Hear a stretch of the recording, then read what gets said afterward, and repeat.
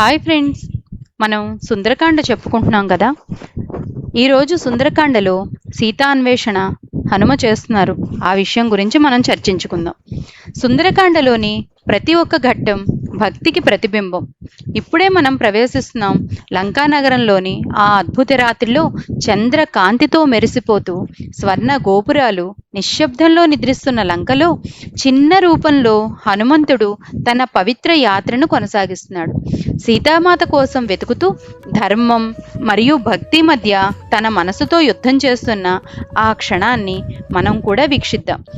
చంద్రకాంతితో మెరిసిన లంకానగరం నిశ్శబ్దంగా నిద్రలో ఉంది. వెండి కాంతిలో బంగారు గోపురాలు, రత్నాలతో మెరిసే భవనాలు ప్రశాంతంగా మెరుస్తున్నాయి. ఆ రాత్రి నిశ్శబ్దంలో చిన్న రూపంలో ఉన్న హనుమంతుడు ఆ మహల్ బయటకు వచ్చి లోతుగా ఆలోచించాడు. ఈమె సీత కాదు, ఆమె మండోదరి, రావణుని భార్య. కానీ సీతామాత, ఎక్కడున్నావమ్మా? నీ ఆచూకీ కనుక్కోకపోతే ఈ ప్రయాణానికి అర్థమే ఉండదు అని తనలో తానే మాట్లాడుకున్నాడు. లంకా రాజభవనాల మధ్య వెండి కాంతి తాకిన పైకప్పులపై నిశ్శబ్దంగా కదులుతూ హనుమంతుడు ఒక్కో అడుగు వేస్తూ అన్వేషణ కొనసాగించాడు. ప్రతి ఊపిరి భక్తితో నిండినదే. కొంత దూరం ప్రయాణించి అతడు ఒక అంతఃపురమునకు చేరాడు. అక్కడ రాక్షస స్త్రీలు విశ్రాంతి తీసుకుంటున్నారు. గాలి అంతా ధూప వాసనతో నిండి ఉంది. ఆ దృశ్యాన్ని చూసి హనుమంతుడు క్షణం ఆగిపోయాడు. ఇవాళ నేను ఏం చేస్తున్నాను? రాక్షసుల గృహాల్లో స్త్రీలను చూస్తూ తిరగడం ఇది ధర్మానుసారం కాదేమో అని తన మనసులో ప్రశ్నించుకున్నాడు. ఆ క్షణంలో అతను నిశ్చలంగా నిలబడ్డాడు. చంద్రకాంతి కిటికీ జాలరాల గుండా అతని ముఖంపై పడుతుండగా అతని మనస్సులో ధర్మలోప సంశయం మెల్లగా తలెత్తింది. నేను సీతామాతను వెతుకుతున్నాను, కానీ ఈ మార్గం సరైనదా అని ఆలోచనలో మునిగిపోయాడు. కొద్ది క్షణాలు మౌనం తర్వాత అతని అంతరంగంలో ఒక వెలుగు వెలిగింది. లేదు, నా ఉద్దేశం పవిత్రం, నా దర్శనం భక్తితో నిండినది. రాముని ఆజ్ఞతోనే నేను ఈ కార్యం చేస్తున్నాను, అందుకే ఇది పాపం కాదు అని హనుమంతుడు తనలో తానే దృఢంగా చెప్పుకున్నాడు.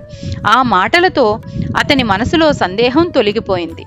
ఆలోచనల చీకటిలో ఒక వెలుగు ప్రసరించినట్లుగా ధర్మం అతనిలో తిరిగి వెలిగింది. హనుమంతుడు లోతుగా శ్వాస తీసుకున్నాడు. మళ్ళీ ధైర్యంగా ముందుకు సాగాడు. అప్పుడు అతని చూపు దూరంగా ఉన్న ఒక ఉద్యానవనంపై పడింది.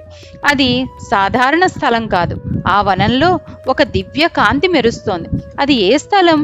ఆ వనంలో ఏదో పవిత్రత ఉంది, కానీ ఆ కాంతిలో దుఃఖం నిండి ఉంది అనే ఆశ్చర్యంతో తనలో తానే అనుకున్నాడు. దూరంలో అశోకవనం కనిపించింది. పుణ్యభూమి, సత్యభూమి, సీతామాత తపస్సు సాగిస్తున్న స్థలం అది. హనుమంతుడు ఆ దిశగా పయనించాడు. హృదయంలో విశ్వాసం వెలిగిస్తూ రాముని ఆజ్ఞను సాక్షిగా ఆ రాత్రి లంకలో నిశ్శబ్దం మధ్య హనుమంతుడు తన సందేహాన్ని దాటుకుని ధర్మాన్ని స్పష్టంగా చూశాడు. అతని భక్తి మరింత బలపడింది. అతని ప్రయాణం దివ్యమైంది.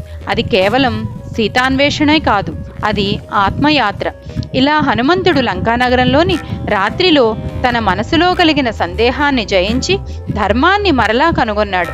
అతని భక్తి, అతని విశ్వాసం సీతామాత దివ్య దర్శనానికి మార్గమైంది.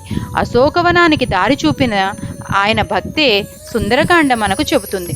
ధర్మంపై నమ్మకం ఉంటే ప్రతి చీకటిలోనూ వెలుగు ఉంటుంది. మళ్ళా సుందరకాండ మరొక ఘట్టం వినటం కోసం లైక్ చేయండి, షేర్ చేయండి, సబ్స్క్రైబ్ చేయండి. ఇది మీ మనసుకు ఏమనిపించిందో కామెంట్ కూడా చేయండి.